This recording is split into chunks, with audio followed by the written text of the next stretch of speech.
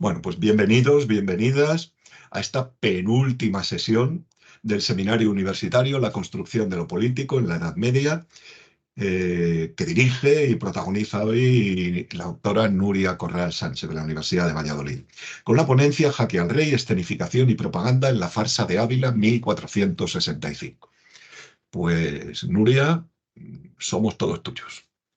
Vale, pues muchas gracias, José Antonio, por la presentación y muchas gracias a todos los que estáis aquí. Bueno, antes de empezar, pues quiero hacer esa pequeña mención, como hemos dicho antes, al 8 de marzo, que es el Día Internacional de la Mujer Trabajadora, y bueno, por todos los logros que se han conseguido y también pues los que pueden estar por llegar, que esperemos que vengan. Voy a presentaros, como hemos dicho, la farsa de Ávila. Vamos, una pequeña reflexión sobre la farsa de Ávila. Aquí tenemos unas lecturas seleccionadas que podéis luego ver con más detenimiento. No me voy a detener mucho aquí ahora por cuestiones de tiempo.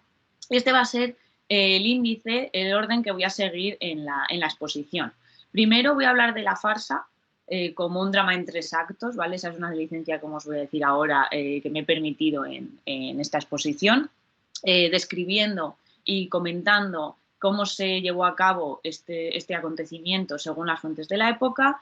Después vamos a ver qué reacciones se producen a este acto y cómo se da una guerra por el relato en los escritos cronísticos del momento.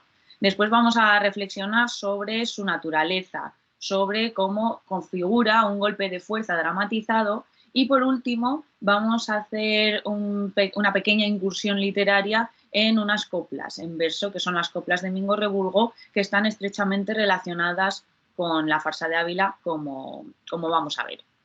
Estas son algunas de las fuentes que os voy a mencionar a continuación. A mí me gusta mucho mostrar las fuentes primarias y comentarlas viéndolas en la pantalla, entonces va a haber mucho texto que vamos a ir desgranando poco a poco. Como os decía, me he permitido esta licencia literaria de presentar los sucesos de Ávila de 1465 con una estructura teatral. Desde un prólogo en el que vamos a explicar un poco el contexto en el que se produce en el que se producen estos hechos.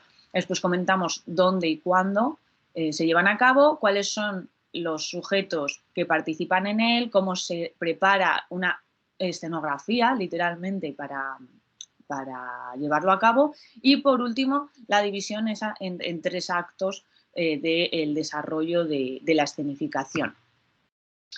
Para comprender la farsa de Ávila tenemos que entender el proceso de fortalecimiento regio que se da en la Baja Edad Media, que no es un proceso lineal, sino que tiene altibajos. Y además se produce al mismo tiempo que una consolidación de la nobleza titulada, de los grandes, la alta nobleza, ¿no? La aristocracia. Aunque algunos han consideraron, sobre todo hace ya varias décadas, como la nobleza como una antítesis del rey, esta situación era mucho más compleja, ya que el poder regio podía beneficiar a los nobles de manera clientelar, material, etc. Y algunos nobles podían ver el fortalecimiento del poder regio de forma favorable. En cualquier caso, la nobleza como grupo no formaba un bloque monolítico y unilateral, sino que existían intereses particulares que iban afectando a su comportamiento y, por lo tanto, podía haber diferentes opciones políticas, y es lo que vamos a ver ahora. ¿Cómo manifiestan su posición en la sociedad pública y en la sociedad política, perdón?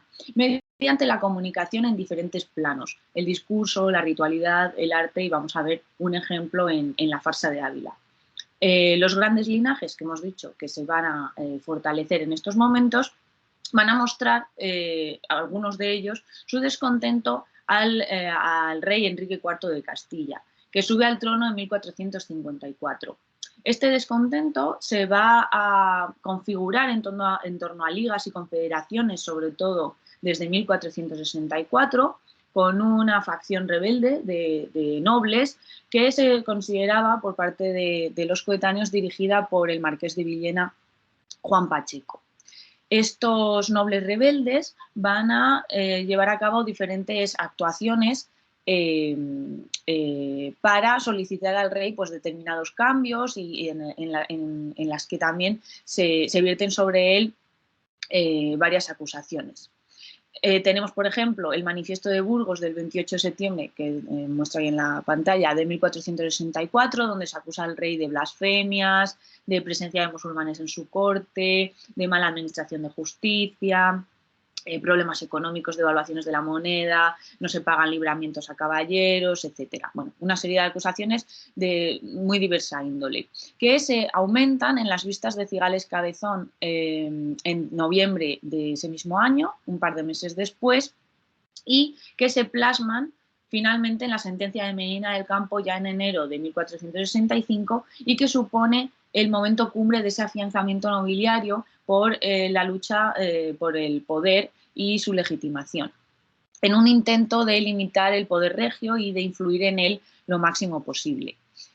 Aunque se llega a ese acuerdo, a esa sentencia en Medina del Campo, muy pronto se va a acusar al rey de no cumplir lo acordado, lo que va a desencadenar nuevamente más tensiones. Además, los contrarios al rey van a añadir otro factor a este conflicto, que es la sucesión al trono.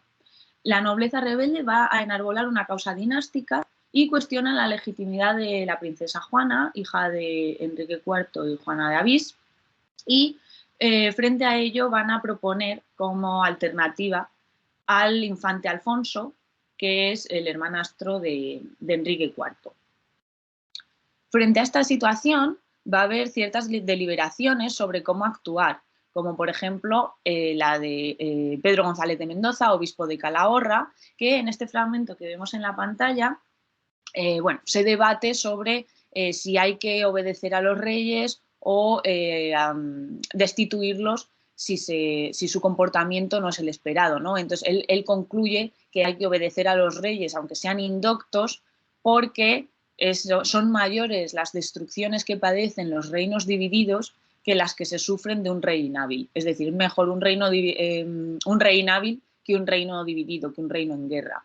Si los caballeros, dice, tuviesen intención recta, podríamos juntarnos con ellos, pero para proveer a la mala gobernación del rey Enrique, quieren hacer buena la del príncipe don Alonso, que es un mozo de 11 años, dice, no siendo aquella edad capaz para gobernar. Entonces, bueno, no considera que la opción del príncipe Alfonso vaya a proporcionar beneficios o vaya a garantizar una buena gobernación en Castilla, sino que se utiliza al príncipe Alfonso para beneficiar o para privilegiar esos intereses particulares de la nobleza rebelde que se ha alzado contra Enrique IV, ¿no? Y dice, si todavía quieren insistir en la división que han principiado, mi parecer es que nos apartemos de ellos como de hombres cismáticos. Esta denominación de hombres cismáticos nos vamos a quedar con ella porque la referiremos después. Bueno, ahora vamos a ver ya el meollo, ¿no? La representación de la farsa de Ávila, que se produce el 5 de junio de 1465 en Ávila, como se encargan de mostrar varias crónicas. En estos casos me voy a traer fragmentos sobre todo de la crónica de Valera, el memorial de diversas hazañas, y la crónica de Enrique IV de Enríquez del Castillo. Y vamos a ir mencionando algunos fragmentos y su descripción de los acontecimientos. Enríquez del Castillo también se preocupa desde el principio por explicitar quiénes son los personajes que aparecen en la farsa, quiénes son los protagonistas de estos acontecimientos. Entonces dice, bueno, Alonso Carrillo, arzobispo de Toledo, Álvaro de Zúñiga, conde de Plasencia, Rodrigo Pimentel, además de Juan Pacheco, marqués de Villena y otros. Y aquí ya vemos la escenografía, la formación de ese escenario donde se van a llevar a cabo los actos, el acto de Ávila. Las crónicas coinciden en que se forma un cadalso, lo vemos ahí, cerca de las murallas, dice Valera, para que todo el mundo pudiese ver lo que se iba a hacer allí, ¿vale? Hay una intención de publicitar y hacer accesible la representación. Además, ponen una estatua que representa al rey en una silla. Enríquez del Castillo dice que la cubren de luto, como si fuera un rey muerto, ¿no? de negro. Además, le colocan atributos reales, la corona, un bastón, el cetro, ¿vale? Y bueno, se da una imagen de Enrique IV como si fuera el rey que estuviera allí presente en efigie.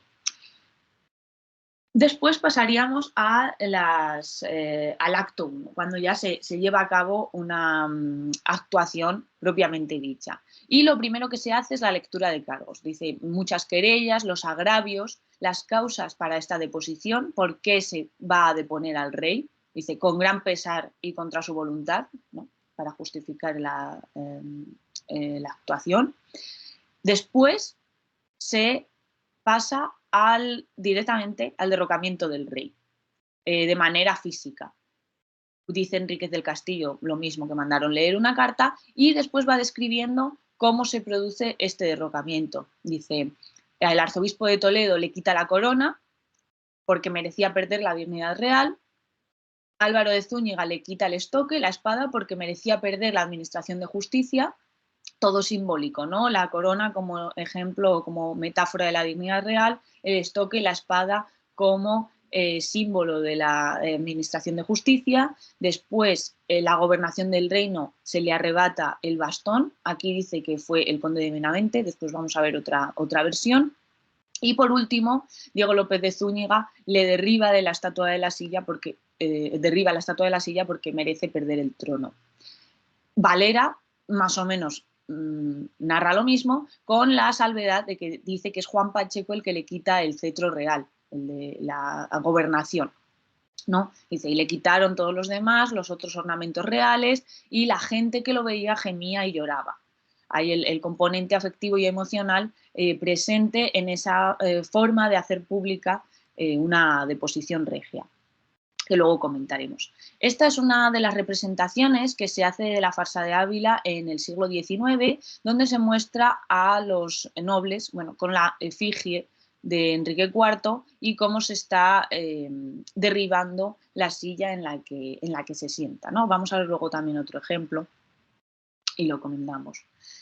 El acto tercero sería, una vez que se ha derrocado al rey, hay que proclamar a otro. ¿Y quién es este otro? Pues su hermanastro Alfonso. Dice, llevaron al príncipe don Alonso alzándolo sobre sus brazos, recordemos, tiene 11 años, ¿no? Y con voces muy altas dijeron, Castilla por el rey don Alonso. Y bueno, trompetas, alegría, gran estruendo, y todos van al besamanos, a besar en las manos, con solemnidad, también va a ser importante, con alegría, estas cuestiones para lo que vamos a comentar. Valera hace una descripción muy similar. Y nuevamente en el siglo XIX también se muestra cómo ese príncipe don Alfonso es alzado, ahí lo vemos lo podemos ver con ropa clara frente al luto de Enrique IV, que está, no sé si lo veis, en la silla destronado, boca abajo. El príncipe Alfonso ocupa el centro de la escena, de blanco, alzado por los caballeros y todos, bueno, con gran solemnidad, como dicen las crónicas, atendiéndole. Una vez que vemos todo esto, una vez que ya hemos descrito el procedimiento, cómo se llevó a cabo el auto de Ávila, observamos que en las crónicas se describen reacciones de alegría, como hemos visto, pero también de censura, como en este caso. Dice, las gentes de todas partes de España se maravillaban y daban gracias a Dios, pero bueno, al Papa Pablo le pareció una cosa bastante grave. También se van a narrar réplicas de escenificación ritual en ciudades como Sevilla, que tenemos aquí, ¿vale? Donde aparece, dice, los demás regidores aprobaron la sentencia alegre y contentamente entre los aplausos del pueblo, dice Alonso de Palencia. Dice, se sacó del sagrario de la catedral el pendón de Fernando III y se llevó por las calles en medio de un inmenso regocijo y gozo de los vecinos, ¿vale? Una réplica de esa escenificación, de esa gestualidad simbólica en otras ciudades, como en este caso Sevilla. Además, esta misma ciudad sería, según Alonso de Palencia, la autora de una carta dirigida al Papa en la que justifican el golpe. Dice, tuvimos en Enrique el azote de Dios, enemigo de la fe, amigo de los moros, y después de extirpar su tiranía, ¿no?, se regocija y alegra esta ciudad de Sevilla, que se declara deudora de tono agradecimiento a la suma divinidad. En las crónicas que estamos viendo se muestran las visiones de los cronistas, que eran muy diferentes entre sí. Por un lado, ese Alonso de Palencia que nos habla sobre Sevilla era contrario a Enrique IV y otorga un gran protagonismo a los rebeldes y al apoyo que recibían también de las ciudades, que enfatiza, como acabamos de ver. Con la perspectiva opuesta, Enríquez del Castillo va a cargar contra los enemigos del rey en alocuciones directas como esta que estamos viendo, en la que nos muestra su voz sin ambajes. Dice, ¿cómo descomponéis al ungido de Dios? ¿De cuáles defectos queréis condenar vuestro rey que los vuestros no sean mayores? ¿No? Si vosotros tenéis los mismos defectos, no os justifica, no os legitima para realizar esta deposición. Además, sois unos ingratos, os habéis olvidado de los beneficios que habéis recibido del monarca y además sois unos malos servidores, perversos, malvados. No sé si me he pasado, ¿no? No. En las crónicas, como vemos, no se encuentra el término farsa, con el que se ha popularizado y el que se conoce de manera más generalizada a este hecho en la actualidad, sino que aparece el concepto auto. Esta palabra nos remite a su polisemia, porque puede ser tanto el hecho, el acto, el acontecimiento, como una pieza dramática que era la clave en el teatro medieval. De hecho, después va a haber otro tipo de escenificaciones en modo de juicio y de condena, van a tener este mismo nombre, como los autos de fe, ¿no? Donde se condena a veces en efigie a los herejes. Estamos, en cualquier caso, ante la ritualización de una deposición en efigie, en la estatua del rey, con una naturaleza claramente propagandística.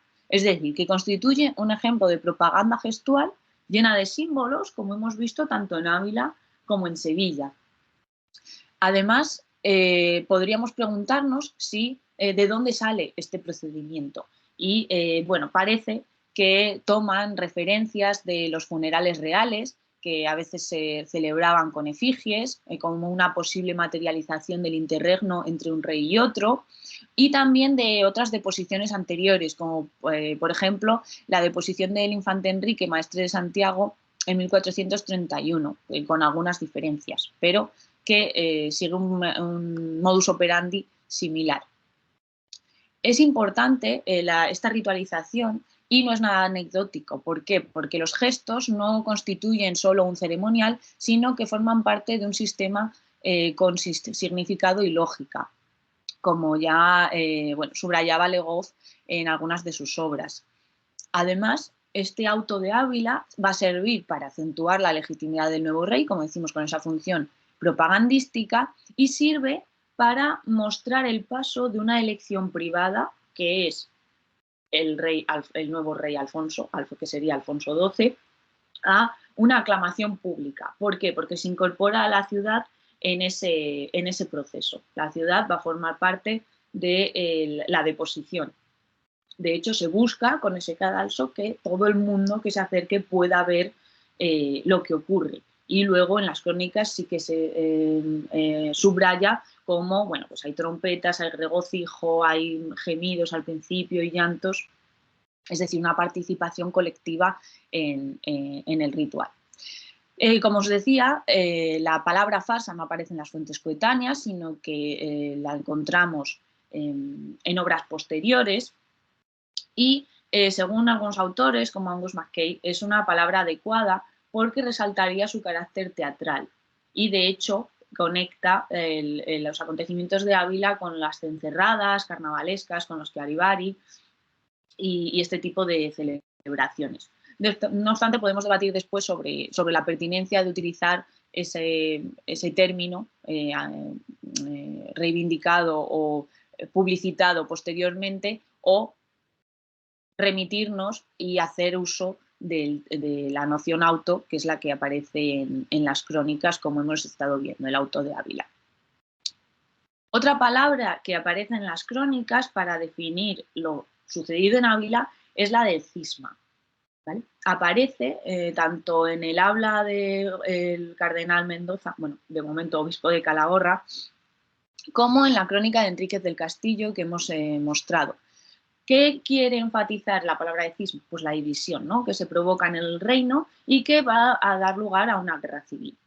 Al fin y al cabo, lo que encontramos en Ávila, como vemos ahí, es un acto de fuerza, un golpe de fuerza, un acto constitucional, dice también McKay, que va a dar lugar a intensos debates políticos al respecto sobre la conveniencia de poner a un rey tirano o no, que además después se va a desarrollar, como sabéis, también en toda la teoría política de la Edad Moderna.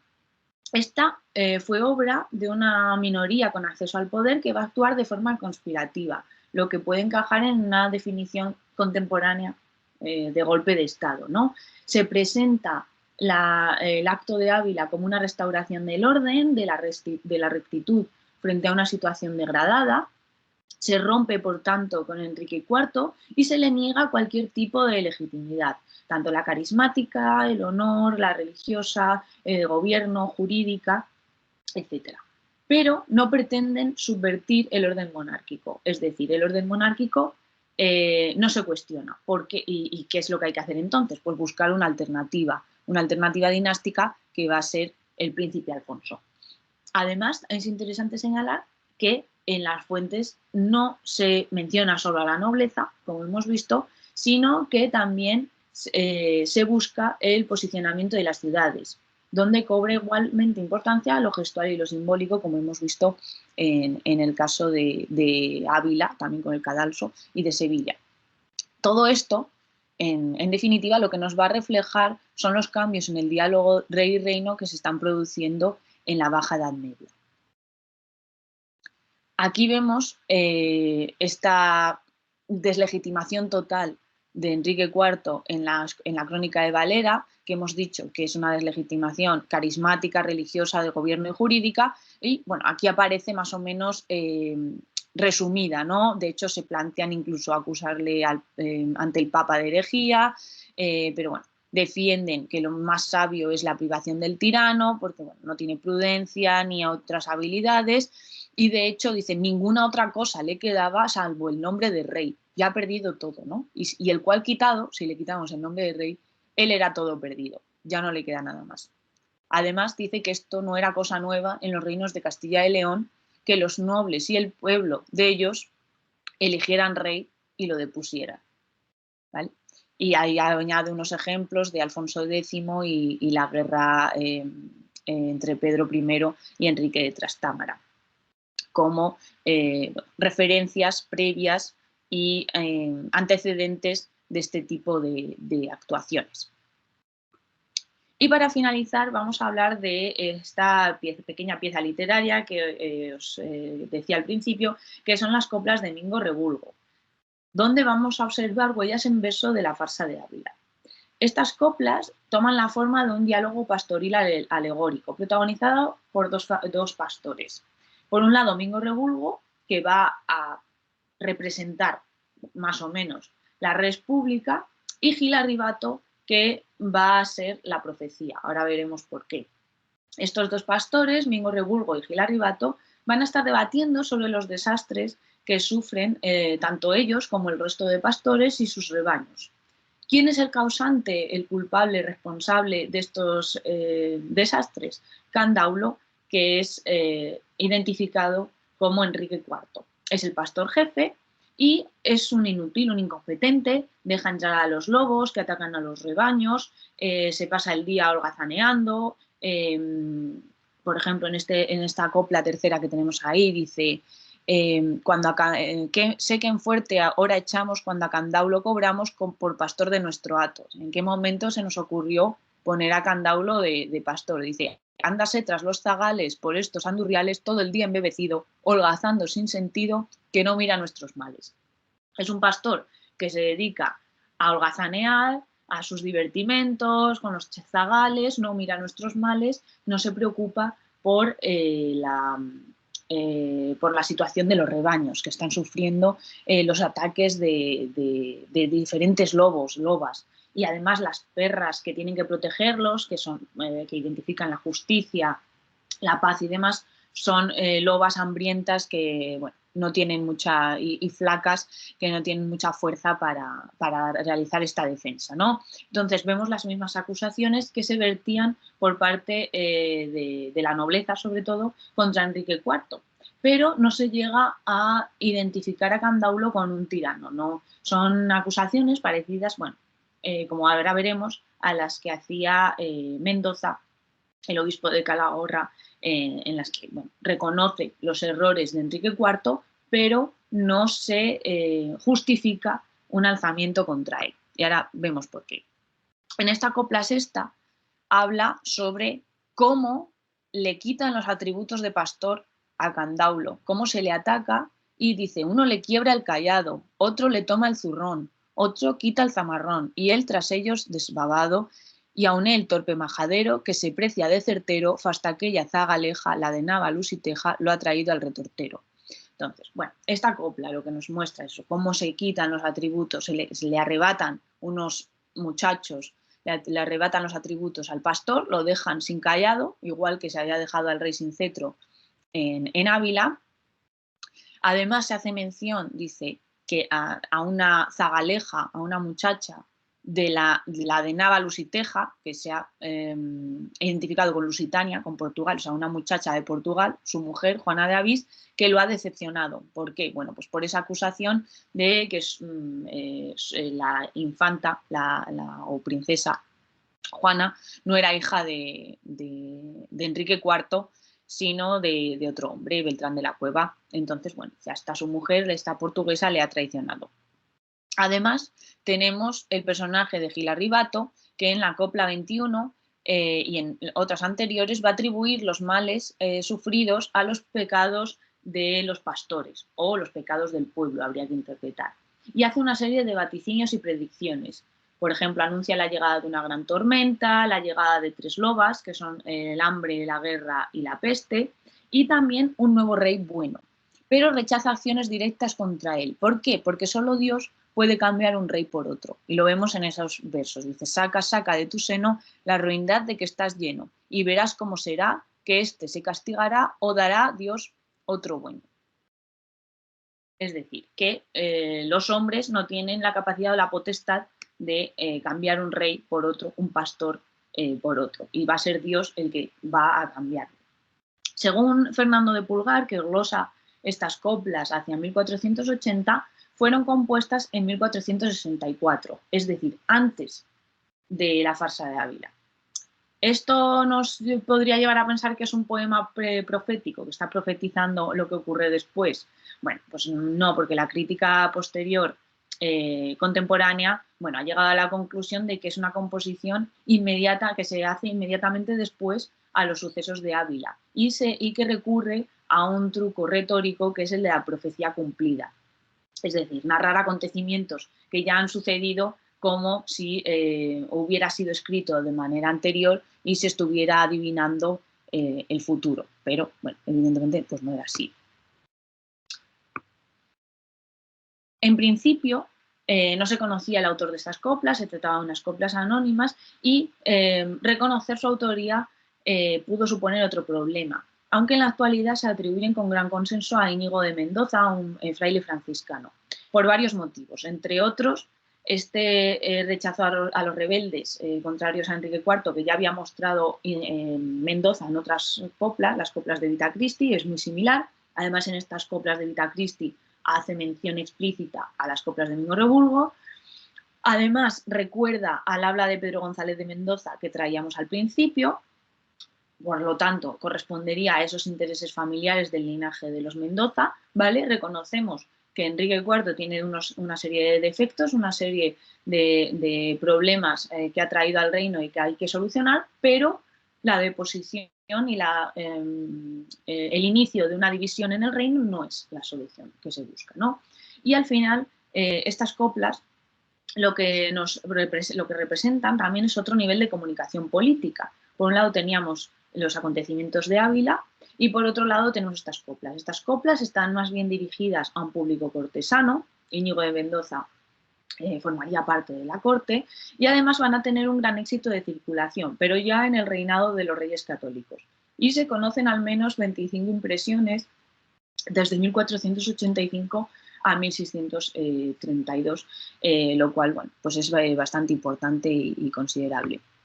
Y bueno, ya para terminar, voy a hacer simplemente unos guiños, vamos a volver al siglo XXI y os voy a mostrar cómo se hacen en la actualidad representaciones sobre la farsa de Ávila, en Ávila fundamentalmente, y se lleva a cabo esta escenificación, que es que aparece totalmente descrita, casi con muchísimos pormenores, como hemos visto en las crónicas, entonces es un guión bastante fácil de redactar y de realizar porque prácticamente está todo indicado. De hecho, también, que supongo que conoceréis esta serie y algunos la habréis visto, la representación de estos acontecimientos en un capítulo de la serie Isabel, bueno, pues sigue las instrucciones, el procedimiento explicitado en las crónicas, que no voy a poner el vídeo porque no da tiempo, pero bueno, aquí vemos al arzobispo de Toledo, Alonso Carrillo, que ha arrebatado la corona a la estatua, a la efigie, y bueno, como finalmente Zúñiga derroca al rey, lo tira al suelo y le hace abandonar el trono. Y con esto, bueno, termino. Y muchas gracias. Ahora comentamos lo que queráis y atenta a vuestras preguntas. Gracias, Nuria. Pues nada, recuperamos o entramos en la segunda parte de la sesión dirigida a plantear cuestiones, dudas, eh, consultas, hacer críticas, ¿por qué no?, Sí, sí, totalmente. a la presentadora, a la ponente de hoy. A mí de entrada me gustaría acentuar un aspecto de la ponencia que me ha gustado mucho, y es esa teatralización, ese seguimiento de un libreto de teatro. Porque, claro, es que se ajusta muy bien a lo que fue la farsa de Ávila. Me recordaba también mucho a, ¿cómo es? El poder en escenas de Balandier, eh, que hablando sobre el ejercicio del poder, claro, se refiere a una teatrocracia, a un poder de la escenificación, al poder que tiene la dramatización. Y desde luego en el siglo XV castellano, eh, yo creo que hay dos grandes escenificaciones. Una es la farsa de Ávila y la otra es la entrega de Granada. Ujú. Y las dos son impresionantes y están descritas y efectivamente se pueden recuperar y repetir sin faltar a la verdad. Granada lo hace todos los años también. Sí, sí. Eh, Quería comentarte, porque a lo mejor sería conveniente que le explicitaras algo en este sentido a los alumnos. Claro, los autores que tú has ido citando, cronistas sobre todo, Mm. eh, no son inocentes. No, claro, claro. No son inocentes. Cada uno escribe en función de los intereses que persigue. Sí, sí, Y podemos identificar perfectamente qué cronista sigue qué partido e incluso obedece a qué señor. sí, sí, Y no es que escriban al dictado, pero por lo menos de unos intereses sí. sí. Entonces, las dos cosas, la teatrocracia, que además conecta muy bien con la forma en la que has elaborado la presentación, y los cronistas. Sí, la inspiración un poco también de esa estructura teatral a la hora de exponerlo me vino también por la obra de la fabricación de Luis XIV, de Burke, que bueno, que sigue un poco también ese modelo. Porque bueno, pues la escenificación en el barroco, pues tú me dirás, pues también una época muy teatral y como el poder tiene que teatralizarse y mostrarse para afianzarse el Mm. absolutismo. Y lo de las crónicas, bueno, por supuesto, lo he dicho, pero bueno, si lo tengo que repetir y lo subrayo 80.000 veces las que sean necesarias, que evidentemente los cronistas persiguen una serie de intereses particulares, tanto los suyos como los de sus propias redes y de sus mecenas y protectores. Hemos visto eso, Enrique del Castillo, que es mucho más benévolo con Enrique IV y condena la farsa y cualquier tipo de actuación contra el rey, y por otro lado Palencia, que es totalmente lo contrario, o sea, lo opuesto a Enríquez del Castillo, y que va a defender siempre la postura contraria a Enrique IV. Sí, sí, o sea, es muy importante. Bueno, y has citado a un quiero y no puedo, que lamento Valera, Sí, Valera, sí, con sí, quien se ilustre. sí, sí. Y luego además, pero bueno, es curioso como, Perdón, más que quiero y no puedo, estoy en todas partes. Pico un poquito de aquí y de allá. claro, él quiere, es un poco el centro, es la tercera España, ¿no? Sí. Busca un poco el centro, pero es curioso ver cómo la descripción de la farsa es prácticamente igual en todos. O sea, Mm. que eso era... Bueno, es que la parte factual estaba bien asentada. Sí, sí, Es sí, decir, sí. es la parte factual la que a unos permite justificar la deposición y a otros reprocharla, porque es que es exactamente la deposición de un monarca, bueno, con algún acto adicional de desprecio. Y ahí es lo que os comentaba, bueno, que podíamos debatir ahora o reflexionar sobre la utilización de la palabra farsa para referirnos a estos Y va a acontecimientos. entrar en eso también. Claro, por eso, Es que porque el término me encanta. es que es un término ya posterior. Entonces, si en la Mm. actualidad asociamos la farsa a un componente grotesco, ¿estos acontecimientos tenían un componente grotesco? Yo no lo creo, porque son solemnes y los cronistas dicen, hay Mm. solemnidad, hay alegría, hay lloros, no es extravagancia, sino que es una escenificación de una deposición que se antoja real, que se pretende real. Mm. Entonces, utilizar la palabra farsa podría ser ahí un poco debatible, creo yo. A ver, yo es que tampoco rechazaría lo grotesco, porque lo grotesco no tiene por qué ser irreal. Lo grotesco es lo exagerado. Y la farsa de Ávila es tremendamente exagerada. Para empezar a hablar, el espacio. El espacio no está bien escogido. Si la coronación, bueno, la coronación, lo que entendemos por la coronación se realiza en un espacio sacro, la el destronamiento o el entronamiento. Así no, el entronamiento se realiza en un espacio eminentemente sacro, pues el destronamiento tendría que haber ocupado también ese espacio. Claro, el problema ahí de público, de publicidad, de visualización, hubiera sido más limitado. Bueno, más limitado no, muy limitado. Entonces, la parte grotesca de la farsa está ahí, entre otros elementos, en el espacio. Está en ese Zúñiga desaforado, encendido, desmedido. eh, Y nos habla de los verdaderos intereses de los rebeldes, que es no sacralizar el acto, sino darle claro, publicidad. Lo que buscan es más... no, no, completamente, completamente. Es propaganda Sí, pura sí, y dura. Propaganda pura, pura y para Iglesia ya tienen ahí al arzobispo de Toledo, o sea que...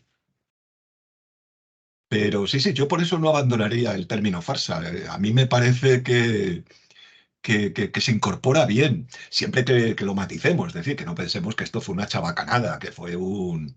No, no, Alfonso XII reinó, comillas, 12 reinó, cierro comillas, reinó unos años y confirió títulos, lo comentaba el otro día en clase con mis alumnos. Los Vázquez de Acuña son condes de Buendía porque Alfonso X los intituló de condes. ujú. A lo mejor Isabel luego les hubiera concedido el título o no, una vez reconciliados, pero no les concedió el título, sino que confirmó un título que había otorgado el pretendiente y claro, desde esa óptica el título no era legal, Sí, pero siguió funcionando. Es decir, que muchas de las acciones que emprendió Alfonso X, perdón, Alfonso XII, eh, se proyectaron en el tiempo.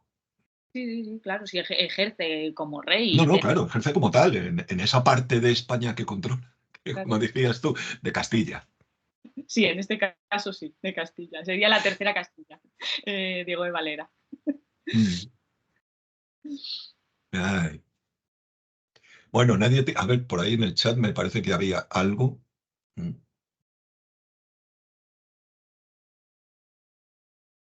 Porque no me abre. No, no era nada. Nadie tiene ninguna duda, ningún comentario.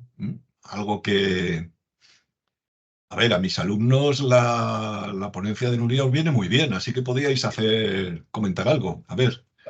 Luis. Yo sí que tengo una duda sobre cuál fue la respuesta inmediata que se hizo desde el círculo de Enrique IV. Pues Enrique IV... Déjame un momentín que sea malvado. Has dicho muy bien, desde el círculo y no desde el inútil de Enrique IV, porque, en fin, Desde la pura objetividad. efectivamente, y el cariño, por este... Hizo bueno al padre. Enrique IV estaba en Salamanca en los momentos de la farsa de Ávila, entonces pues estaba bastante cerca de los acontecimientos. Y de hecho, bueno, hay algunos movimientos, va hacia Zamora, vía Ledesma en los días posteriores, pero lo que hace enseguida es enviar cartas. Bueno, enviar cartas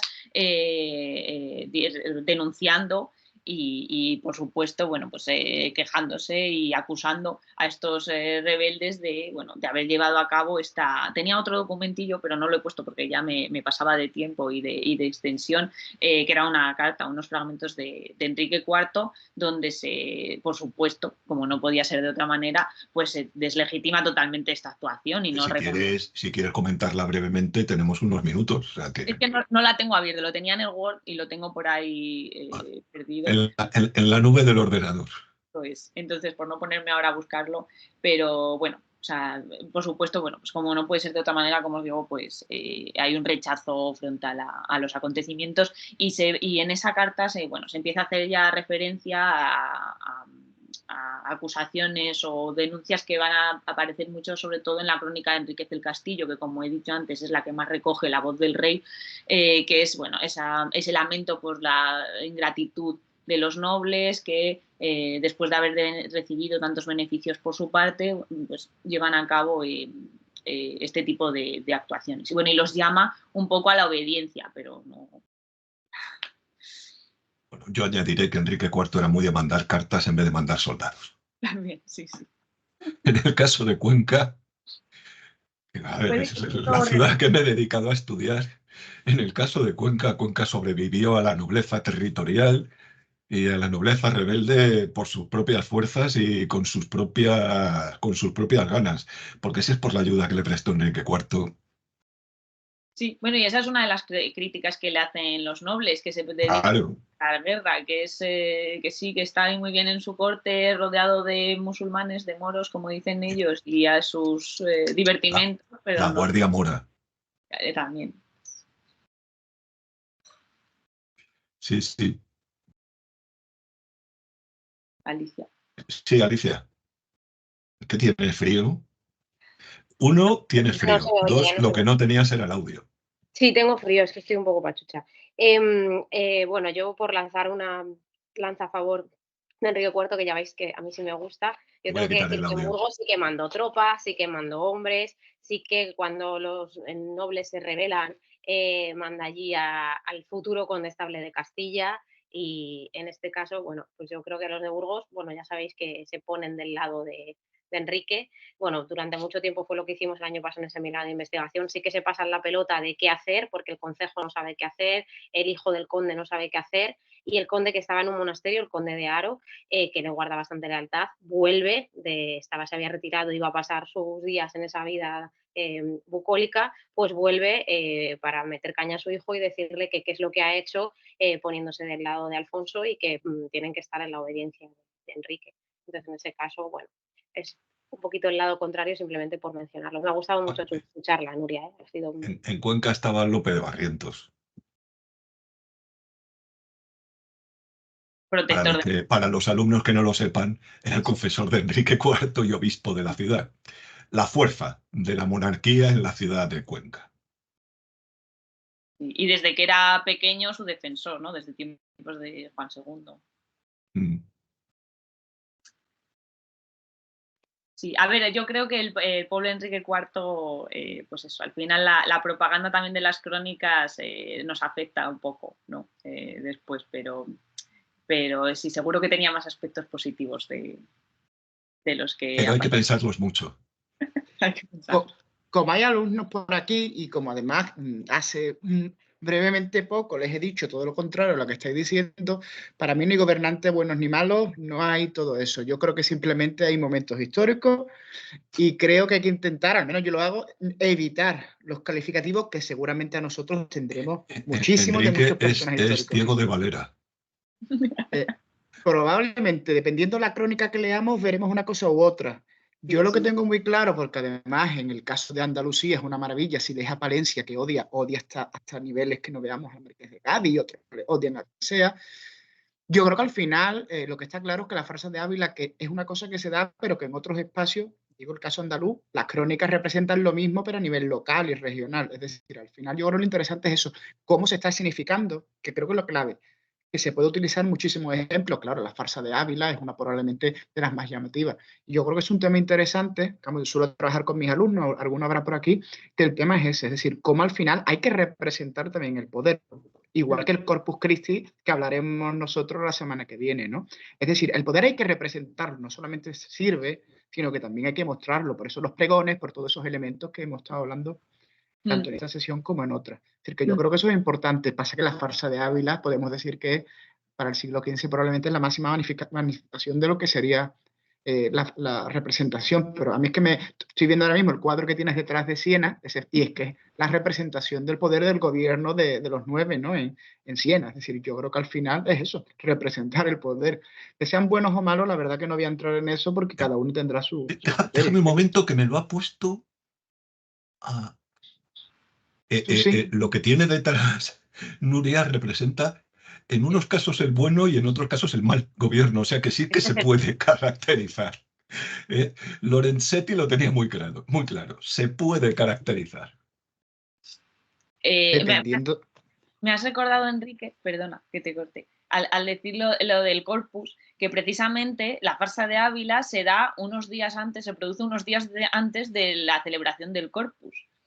Y de hecho se aprovechan muchos del movimiento y el ambiente, ¿no? Que va a ser pues proclive al ceremonial, a la festividad por la calle, para llevar a cabo esta escenificación. No levantéis la mano que nosotros podemos intervenir. Bueno, pero aunque se haga un mínimo de respeto, ¿no? Al hilo de lo que estamos hablando, yo creo que es una cosa importante y creo que he hablado del corpus, hemos hablado de la farsa de Ávila, creo que, al menos a mí me está ocurriendo en clase, y viendo que la mayoría de los alumnos aquí tendrá en torno a los 20 años, que hay cuestiones que no conocen. El tema de la festividad del corpus, he tenido que explicarlo en clase, como gran fiesta cívica religiosa de la ciudad. Aunque parezca algo que hoy damos por hecho los que tenemos ya más de 30, algunos, el problema es que no. Creo que ¿Qué vas a muchas veces... decir? Creo que están desconectados de la realidad folclórica, digo yo, religiosa folclórica en este caso, el caso de la península ibérica. Están muy desconectados. Entonces yo creo que hay que incidir porque damos por hecho muchas veces de que conocen qué son estos elementos y no lo conocen. El caso del corpus me he quedado bastante porque he tenido que explicar lo que significa, cosa que a mí nadie me lo tuvo que explicar, yo sabía lo que era desde que sales haciendo la comunión delante de lo que sería la hostia, ¿no? Por lo cual, sin embargo, esas son otras cuestiones, que esa significación hoy día, creo que los más jóvenes no conocen lo que es esa significación, que por ejemplo en Andalucía es claro con la Semana Santa, pero que en otros espacios, por ejemplo, a lo mejor no lo tienen tan claro. Si vives en Madrid, una ciudad tan grande, a lo mejor no tiene tan claro cómo se significa el poder. Creo que es una cuestión de reflexionar, que damos por hecho a veces que saben los más jóvenes, pero a veces no están tan conectados como los de las viejas escuelas a esta realidad, ¿no? Al menos para lo del siglo XXI lo he notado, me lo he percibido. Yo puedo intervenir, no sé si hay alguno más. Por ahí hay alguno mío que igual también le interesa el tema porque está Si trabajando algún con alumno quiere intervenir, ya sabe lo que ceremonias tiene que hacer. y escenografía de reyes católicos, pero igual le interesa. Claro, me parece muy interesante sobre todo porque tiene público y tiene audiencia, ¿no? Entonces, eso es algo que va a ser muy común después en reyes católicos, pero que también hay que mencionarlo, ¿no? Que muchas de estas ceremonias a veces se hacen en espacios cerrados en los que participa la nobleza, pero no tienen ese público, ¿no? O no, como dice Nuria, que en este caso se aprovecha pues todos los preparativos del corpus, ¿no? Y creo que eso es interesante, pensar a veces dónde tienen lugar estas ceremonias, qué espacios están aprovechando, A veces pensamos, por ejemplo, que podía asistir todo el mundo y no era así, ¿no? O que todo el mundo estaba interesado en asistir. Entonces, en el caso del corpus que ha mencionado Enrique, claro, es una participación de la ciudad en su conjunto, es decir, no solo desde los artesanos hasta la élite de gobierno, sino que pues allí está toda la gente que asiste, ¿no? Como asistimos hoy a una procesión, pero en este otro tipo de ceremonias a veces se hacen en espacios lugares, cerrados, perdonar, en un Sí, sí. palacio, en un alcázar, o por ejemplo dentro de las capillas, que fue muy habitual, ¿no? En el caso de Burgos, pues la nobleza a veces se reúne en capillas y no es una escenografía que esté para todo el público. Y creo que en el caso de la Pero familia al, es interesante por eso. Ahí hay que plantearse a qué público se está dirigiendo la Claro, obra de eso teatro. es lo que estaba señalando, claro, que es muy interesante, ¿no? Y que una de las cosas que sabéis que hacen los reyes católicos, ¿no? O bueno, que empiezan los Trastámara, pero sobre todo se ven en los reyes católicos, es lo que se llama del rey oculto al rey exhibido, ¿no? Cómo se está exhibiendo cada vez más al monarca o, bueno, en este caso, a la oposición al monarca legítimo, ¿no? Pero yo lo que hablaba, digo, de cara a la docencia, que al fin y al cabo esto es de difusión, de divulgación, de transferencia, es que hay alumnas que, por ejemplo, el repique de campanas, que yo todavía lo escucho aquí, porque claro, estamos en una ciudad pequeña donde todavía la Semana Santa, lo religioso está muy vivo, el repique de campanas nos está llamando la atención para algo. Y todos sabemos que cuando repican campanas es que está saliendo de cualquier iglesia un santo, una virgen o se ha casado alguien. Sin embargo, hoy ya eso no está ocurriendo. Hay personas Sí, que se están desconectando. sí, eso es interesante, pero claro, igual hay que recurrir más. Nosotros, por ejemplo, tenemos aquí y lo llevamos al Museo de Artes y Oficios que tiene la Autónoma, en donde ven lo que es un trillo, por ejemplo, porque ya no todo el mundo tiene esa conexión con el campo y creo que es interesante. O, No me por ejemplo, hables. los que somos de pueblo, dice Enrique las campanas, ¿no? En mi pueblo tocan a difuntos, o sea, es decir, cuando se muere alguien, sabemos que son X toques y sabemos que es porque están llamando porque ha muerto alguien. O incluso cuando hay fuego todavía se toca la campana, ¿no? Es decir, que son una simbología que igual hemos perdido. Los códigos, ¿no? Unos códigos que hablan a los habitantes que igual ya se escapan, ¿no? Se escapan sobre todo para esas generaciones más jóvenes. Pero bueno, el Bueno, corpus en Toledo sigue muy ahora hay vigente. otros códigos, Hay otros que nosotros posiblemente no entendamos. otros códigos, otros mecanismos de comunicación, otros instrumentos.